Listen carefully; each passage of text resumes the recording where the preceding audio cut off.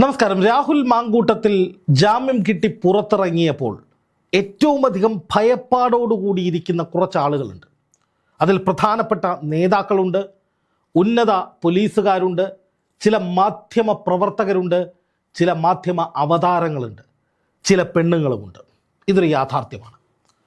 അതായത് രാഹുലിനെതിരായ പരാതികൾ ഒന്നൊന്നായി പൊളിയുമ്പോൾ രാഹുലിനെതിരായ ബലാത്സംഗമടക്കമുള്ള ഗുരുതര ആരോപണങ്ങളിൽ കോടതികൾ സംശയത്തോടുകൂടി നോക്കുമ്പോൾ ഈ കേസ് എങ്ങും എത്തില്ല എന്ന് പൊതുജനങ്ങൾക്ക് ബോധ്യപ്പെടുമ്പോൾ രാഹുലിനെതിരെ നടന്നത് ആസൂത്രിതമായ ഗൂഢാലോചനയാണ് എന്ന വാദത്തിന് ബലമേറുമ്പോൾ രാഹുലിനെ വളഞ്ഞിട്ടാക്രമിക്കാൻ നേതൃത്വം കൊടുത്തവരും അതിന് ഉത്തരവിട്ടവരും അതിന് പിന്നിൽ നിന്ന് കളിച്ചവരും മുന്നിൽ നിന്ന് കളിച്ചവരും ഒക്കെ വലിയ പ്രശ്നങ്ങളിലേക്ക്, തിരിച്ചടികളിലേക്ക് പോവുകയാണ്. കാരണം ഇതോടകം രാഹുൽ മാങ്കൂട്ടത്തിന് ലഭിച്ചുകൊണ്ടിരിക്കുന്ന പിന്തുണ അത് രാഷ്ട്രീയ എതിരാളികൾ കരുതുന്നതിലും അപ്പുറമാണ്, അവരെ ഭയപ്പെടുത്തുന്നതാണ്. കാരണം രാഹുലിനെതിരെ ആസൂത്രിതമായ ഗൂഢാലോചന നടന്നു എന്ന നിലയിലേക്കാണ് ഓരോരോ വാർത്തകളും പുറത്തു വരുന്നത്.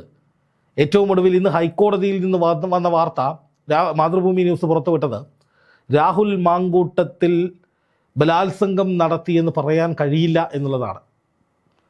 ബലാത്സംഗം നടന്നു എന്ന് പറയപ്പെടുന്ന തീയതിക്ക് ശേഷം പിന്നെയും ഇവരൊന്നിച്ച് പാലക്കാട് താമസിച്ചിട്ടുണ്ട് അത്രേ.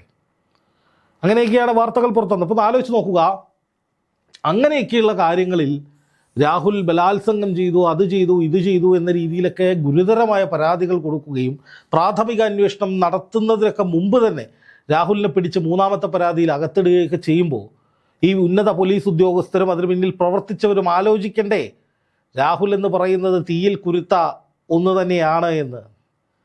രാഹുൽ ജയിലിൽ കിടന്നു, മാനസിക വിഷമം ഉണ്ടായേക്കും, കുറച്ചുനാൾ വീട്ടിൽ തന്നെ നിൽക്കേണ്ടി വന്നേക്കും.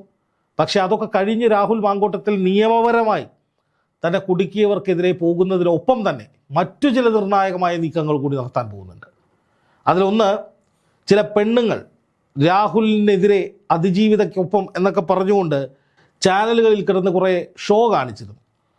ആ ഷോ എന്തായിരുന്നു, അതിന് പിന്നിലെ യാഥാർത്ഥ്യം എന്തായിരുന്നു എന്നുള്ള വിവരങ്ങൾ അധികം വൈകാതെ പുറത്തു വരും.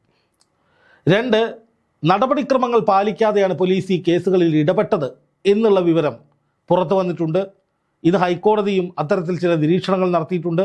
ജാമ്യം നൽകുന്ന കോടതിയും പത്തനംതിട്ട കോടതിയും അത്തരം ചില നിരീക്ഷണങ്ങൾ നടത്തിയതായി വാർത്തകൾ വന്നിരുന്നു. അങ്ങനെ ഇടപെട്ട രാഹുലിനെ അതിവേഗത്തിൽ അറസ്റ്റ് ചെയ്ത് ജയിലിലിടണമെന്ന ഉദ്ദേശത്തോടു കൂടി പ്രവർത്തിച്ച പോലീസ് ഉദ്യോഗസ്ഥർക്ക് പണിവരും. ഇതിലേറ്റവും നിർണായകം രാഹുലിൻ്റെ മൊബൈൽ ഫോണിലും ലാപ്ടോപ്പിലുമുള്ള നിർണായകമായ രഹസ്യങ്ങളാണ്. താൻ മൊബൈലിൻ്റെ പാസ്വേഡ് നൽകില്ല, ലാപ്ടോപ്പിൻ്റെ പാസ്വേഡ് നൽകില്ല, അതിൽ ഒരുപാട് നേതാക്കൾക്കെതിരായ തെളിവുകളുണ്ട് എന്ന് രാഹുൽ പറഞ്ഞതായി ചില മാധ്യമങ്ങളിൽ റിപ്പോർട്ടുകൾ വന്നിരുന്നു. അന്വേഷണ സംഘത്തോട് അക്കാര്യത്തിൽ നിസ്സഹകരണമായിരുന്നു രാഹുൽ പുലർത്തിയത്. അപ്പോൾ ആ ഫോണും ലാപ്ടോപ്പും ഒക്കെ രാഹുലിന് തിരിച്ചു കിട്ടുന്ന സാഹചര്യത്തിൽ അതിനുള്ളിലുള്ള ഞെട്ടിക്കുന്ന രഹസ്യങ്ങൾ അത് ഏതൊക്കെ നേതാക്കൾക്കെതിരെയാണ്, ആരെയൊക്കെ വീഴ്ത്താനാണ് രാഹുൽ മുന്നോട്ട് പോകുന്നത് എന്നുള്ളത് വളരെ പ്രധാനപ്പെട്ട ഒരു ചോദ്യമാണ്. തീർച്ചയായിട്ടും ഈ ചുരുങ്ങിയ കാലം കൊണ്ട് തനിക്കെതിരെ നടന്ന ഗൂഢാലോചനയുടെ അറ്റം തേടി രാഹുൽ പോയിട്ടുണ്ടാകും. അതിൽ പ്രധാനപ്പെട്ട പല നേതാക്കളുടെയും പേര് രാഹുലിന് കിട്ടിയിട്ടുണ്ടാകും. അവർക്കെതിരായിട്ടുള്ള പല രേഖകളും അതുപോലെ വീഡിയോകളും ഫോൺ സംഭാഷണങ്ങളും മറ്റു പല തെളിവുകളും രാഹുൽ ശേഖരിച്ച് തൻ്റെ ലാപ്ടോപ്പിൽ വെച്ചിട്ടുണ്ടാകും. അതുകൊണ്ടാണ് പോലീസ് വന്നിട്ട് ആ ലാപ്ടോപ്പിന് വേണ്ടി ഒരുപാട് തെരച്ചിൽ നടത്തിയത്. അതിനുശേഷം അത് തുറക്കാനും അതിൻ്റെ പാസ്വേഡിന് വേണ്ടിയും ഒക്കെ പോലീസ് തലകുത്തി മറിഞ്ഞു. അപ്പോൾ സ്വാഭാവികമായിട്ടും ആ ഡാറ്റ എന്താണ് എന്നുള്ളത് വലിയ പ്രാധാന്യത്തോടു കൂടി കേരളം നോക്കിക്കാണുന്ന ഒന്നാണ്. എന്ന് മാത്രമല്ല, മറ്റൊരു പ്രധാനപ്പെട്ട കാര്യം കൂടെ, രാഹുൽ പറഞ്ഞതായി അന്ന് വന്ന വാർത്തകൾ അതിനുള്ളിൽ ചില രഹസ്യങ്ങളുണ്ട്. അത് പോലീസ് ഡിലീറ്റ് ചെയ്ത് കളയുമോ എന്നുള്ള ഒരു സംശയവും രാഹുലിനുണ്ടായിരുന്നതായി പറയപ്പെടുന്നുണ്ട്, വാർത്തകൾ വന്നതാണെന്ന്. അപ്പോൾ സ്വാഭാവികമായിട്ടും അതിനുള്ളിലുള്ള രഹസ്യങ്ങൾ എന്താണ്, ഏത് നേതാവിനെ കുറിച്ചാണ് രഹസ്യം, പോലീസുകാർ ഡിലീറ്റ് ചെയ്യാനും മാത്രമുള്ള രഹസ്യങ്ങൾ അത് പിണറായി വിജയനെതിരെയാണോ അല്ലെങ്കിൽ CPMലെ പ്രധാനപ്പെട്ട നേതാക്കൾക്കെതിരെയാണോ? രാഹുൽ ചിലപ്പോൾ അടുത്ത ദിവസങ്ങളിൽ ഒരു വാർത്താ സമ്മേളനം വിളിക്കും.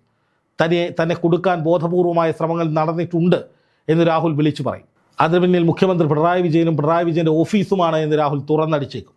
എന്ന് മാത്രമല്ല, പോലീസിൻ്റെ ഭാഗത്തു നിന്നുണ്ടായ ഗുരുതരമായ വീഴ്ചകൾക്കെതിരെ നിയമപരമായ പോരാട്ടത്തിലേക്ക് കടന്നേക്കും.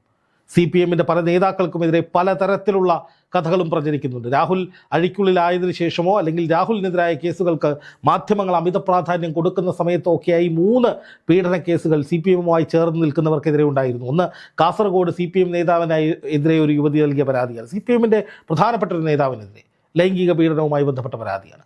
അതുപോലെ വേടൻ ഇതേ സമയത്ത് തന്നെ ഇതേപോലുള്ള ആരോപണങ്ങൾ നേരിടുന്ന വേടൻ CPM-ന്റെ സഹായിയായി CPM-ന്റെ ആളായിട്ട് സർക്കാരിൻ്റെ ആളായിട്ട് നടക്കുന്നു. അതുപോലെ PT കുഞ്ഞുമുഹമ്മദിനെതിരെ പരാതി വന്നിട്ട് എത്ര ദിവസം കഴിഞ്ഞിട്ടാണ് അത് പുറത്തു വന്നത് നടപടി ഉണ്ടായത്.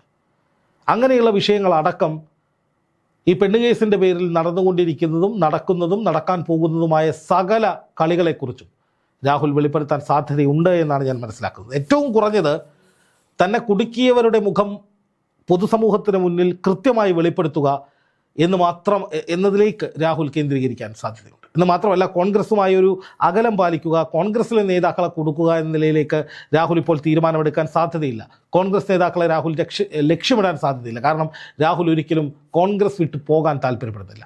രാഹുൽ അടിയുറച്ച കോൺഗ്രസ്സുകാരനാണ്. കോൺഗ്രസിലേക്ക് എങ്ങനെ തിരിച്ചു വരാം, അടുത്ത നിയമസഭാ തെരഞ്ഞെടുപ്പിൽ എങ്ങനെ ഒരു കോൺഗ്രസ്സുകാരൻ എന്ന നിലയിൽ നിന്ന് പോകാം അല്ലെങ്കിൽ മുന്നോട്ട് വരാം, ഇനി തന്നെ കുടുക്കിയവർക്കും പിന്നിൽ നിന്ന് കുത്തിയവർക്കും വേട്ടയാടിയവർക്കുമൊക്കെ ശക്തമായ തിരിച്ചടി കൊടുക്കുന്ന വിധത്തിലേക്ക് എങ്ങനെ പോരാട്ടം നടത്തി തിരിച്ചു വരാൻ കഴിയും എന്നതിനെക്കുറിച്ചാണ് രാഹുൽ ഏറ്റവും പ്രധാനമായി ചിന്തിക്കേണ്ടത്. കാരണം ഹൈക്കോടതിയിൽ നിന്ന് ഏറ്റവും പ്രമാദമായ ആദ്യ കേസിൽ പോലും അനുകൂലമായ ഒരു നടപടി എന്ന് വെച്ചാൽ ഒരു നിരീക്ഷണം രാഹുലിന് നേരെ ഉണ്ടാകുമ്പോൾ തീർച്ചയായിട്ടും രാഹുലിൻ്റെ വാദങ്ങൾക്ക് പ്രസക്തി ഉണ്ട് എന്ന് തന്നെയാണ് പൊതുസമൂഹം മനസ്സിലാക്കുന്നത്. അതനുസരിച്ച് രാഹുലിന് വലിയ പിന്തുണയുമായി രംഗത്ത് വരാനും ജനങ്ങൾക്കൊരു മടിയുമില്ല. CPM-ഉം BJP-യും ഒക്കെ രാഹുലിനെ കടന്നാക്രമിക്കുന്ന നിലയിൽ നിരവധി പ്രതിഷേധങ്ങൾ നടത്തുന്നു, പൊതു ഇടങ്ങളിൽ വലിയ സമ്മേളനങ്ങൾ നടത്തുന്നു, സോഷ്യൽ മീഡിയയിൽ സൈബർ ക്യാമ്പയിനുകൾ വലിയ രീതിയിൽ നടക്കുന്നു. പക്ഷേ അതിനെയൊക്കെ അതിജീവിച്ച് അതിനെയൊന്നും ഭയക്കാതെ അവരെയൊക്കെ വെല്ലുവിളിച്ച് ജനങ്ങൾ സ്വാഭാവികമായി രാഹുലിന് വേണ്ടി ഇറങ്ങുന്നൊരു ട്രെൻഡുണ്ട്.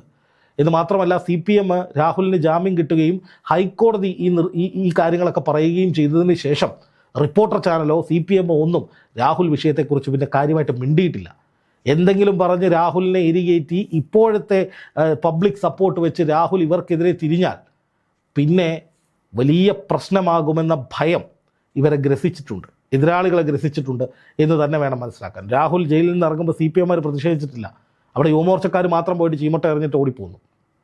അപ്പോൾ CPM-ന് മനസ്സിലാകുന്നുണ്ട് ഇത് തിരിഞ്ഞ് തങ്ങളുടെ നെഞ്ചത്തേക്ക് വരാൻ പോകുന്നൊരു കാര്യമാണ് എന്ന് CPM മനസ്സിലാക്കുന്നുണ്ട്, അല്ലെങ്കിൽ ചിന്തിക്കുന്നുണ്ട് എന്ന് വേണം പറയാൻ. എന്തായാലും നിലവിലെ സാഹചര്യത്തിൽ രാഹുൽ മാങ്കൂട്ടത്തിൽ തിരിച്ചടിക്കാനുള്ള മൂഡിൽ തന്നെയാണ്. മുഖ്യമന്ത്രി പിണറായി വിജയനെ അടക്കം വെല്ലുവിളിച്ചുകൊണ്ട് കരുത്തനായി കേരള രാഷ്ട്രീയത്തിൽ സജീവമായി നഷ്ടപ്പെട്ടതെല്ലാം തിരിച്ചു പിടിച്ചൊരു പക്ഷെ അതിനും മുകളിലേക്ക് വളരാനുള്ള തീവ്ര ശ്രമമായിരിക്കും രാഹുലിൻ്റെ ഭാഗത്തു നിന്നുണ്ടാവുക എന്ന കാര്യത്തിൽ ഏറെക്കുറെ തീരുമാനമായിട്ടുണ്ട്. രാഹുൽ അങ്ങനെ തന്നെ മുന്നോട്ട് പോകുമെന്നാണ് പ്രതീക്ഷിക്കുന്നത്. ഒരുപാട് പേർ കേരളത്തിൽ രാഹുൽ അങ്ങനെ തന്നെ വരണം, അങ്ങനെ മുന്നോട്ട് പോകണം എന്ന് ആത്മാർത്ഥമായി ആഗ്രഹിക്കുന്നുണ്ട്, പ്രാർത്ഥിക്കുന്നുണ്ട് എന്നുള്ളതും ഒരു യാഥാർത്ഥ്യം തന്നെയാണ്.